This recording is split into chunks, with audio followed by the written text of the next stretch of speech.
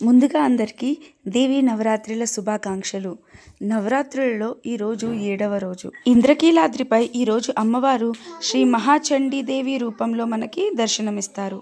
అమ్మవారికి ఎంతో ఇష్టమైన నైవేద్యం లడ్డు మహాప్రసాదం చేశాను.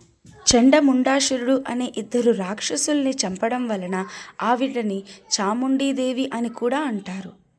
ఆవిడ ఆవేశానికి శరీరమంతా నల్లగా అయిపోయింది కాబట్టి ఆవిడని కాలరాత్రి అని కూడా అంటారు. ఎన్ని రూపాలున్నా ఎన్ని అవతారాలున్నా అంతా నడిపించేది ఒకే శక్తి, దుర్గమ్మ. శ్రీ మహాచండీదేవిని పూజించుకుంటే శత్రువులు కూడా మిత్రులవుతారు.